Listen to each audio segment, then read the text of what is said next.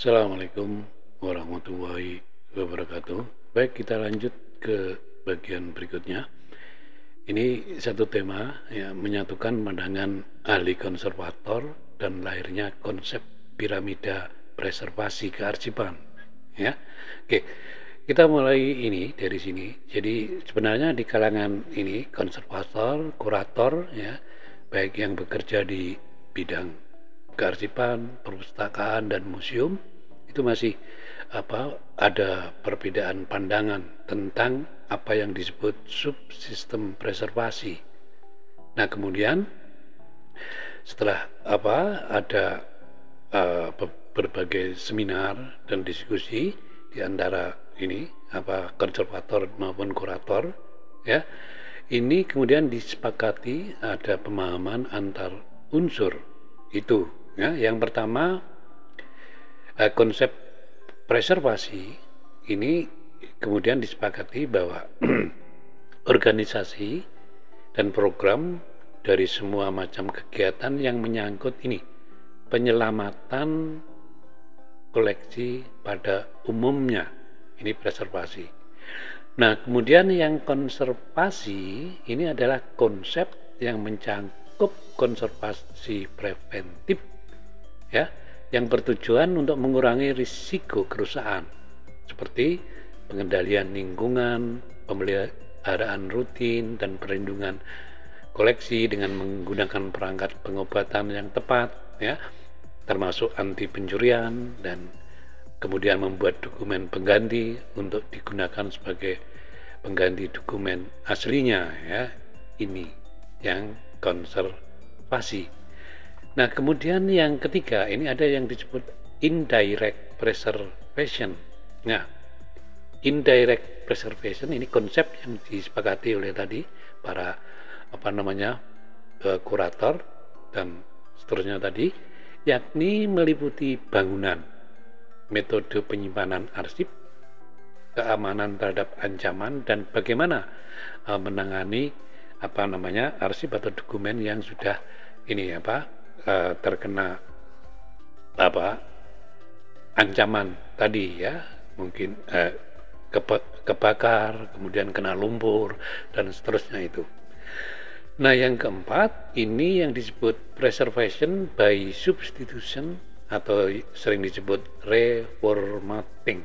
Nah, keempat ini, ya, konsep ini disepakati, yang artinya membuat salinan arsip, ya, biasanya pada mikrofilm ini dulu, kemudian menggunakan salinan sehingga mengurangi keausan aslinya, dan juga upaya untuk melestarikan arsip aslinya ini, ya.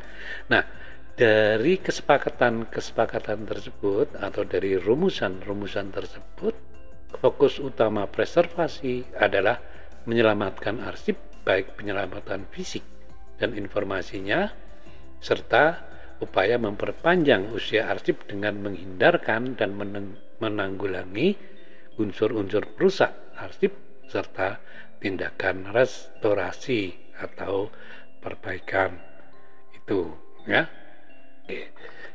Nah, kita lanjut. Nah, kemudian dengan perkembangan teknologi informasi dan komputer ini kemudian ditemukan pendekatan baru yang disebut preservation pyramid atau piramida preservasi. Nah, pendekatan ini piramida preservasi ini diperkenalkan oleh Arsip Nasional Belanda dan kemudian banyak diadopsi oleh lembaga-lembaga kearsipan di hampir seluruh dunia.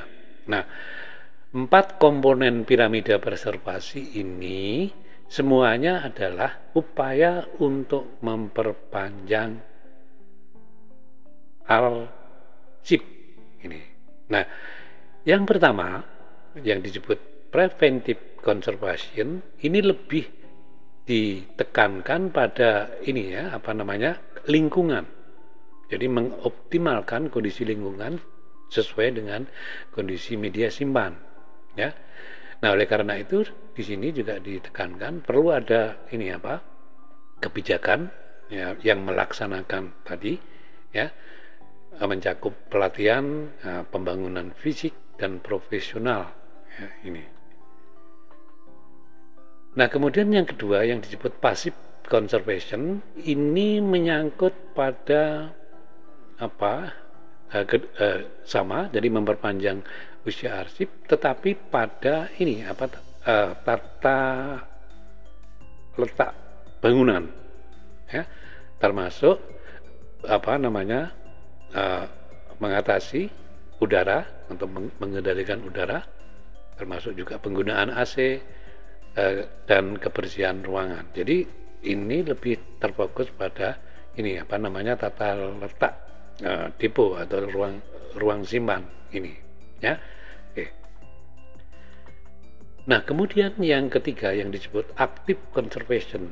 Nah, active conservation ini sama, ya, upaya untuk memperpanjang usia arsip, tetapi penekanannya pada ini, ya, misalnya pembungkusan box pembungkus arsip, ya, kemudian membersihkan, ya, arsip itu sendiri, kemudian menghilangkan keasaman, ya, dan juga desinfektan dari arsip itu sendiri. Jadi ini tekanannya pada bagian ini. Nah, kemudian yang keempat ini yang disebut restorasi atau restoration ini sama tadi, memperpanjang usia arsip, tapi penekanannya adalah ini pada pengembalian integritas historis arsipnya. Ya, ini lebih ke perbaikan, ya. Juga misalnya ada aspek estetika, jadi arsip-arsip kuno itu kan juga dengan media kertas yang sangat bagus sekali. Kemudian ada juga ornamen-ornamennya. Nah, yang keempat ini perbaikan arsip dan mengembalikan arsip itu seperti semula. Ya, ini yang disebut integritas historis tadi, ya. Itu. Oke, kita lanjut. Nah, di bagian yang keempat ini restorasi, ya, ini itu ada kegiatan-kegiatan. Yang pertama reproduksi. Nah, reproduksi ini penggandaan arsip dengan alat elektronik atau fotokopi ini. Yang kedua ini laminasi, ya. Laminasi ini bisa dengan manual, ya, dengan mesin press atau dengan cara filmoplas ini. Yang ketiga itu enkapsulasi, ya, nanti kita praktek ini enkapsulasi. Ini merupakan salah satu metode preservasi kertas dengan menggunakan bahan pelindung untuk menghindari arsip dari kerusakan fisik ini, ya.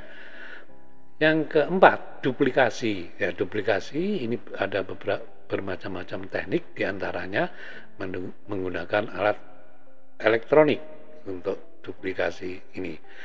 Nah, yang kelima ini yang disebut alih media, ya.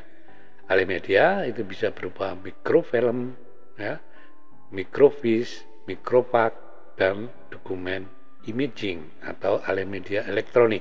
Nah, dengan demikian alih media ini merupakan salah satu instrumen penting di dalam preservasi arsip. Oke, saya kira itu. Terima kasih. Assalamualaikum warahmatullahi wabarakatuh.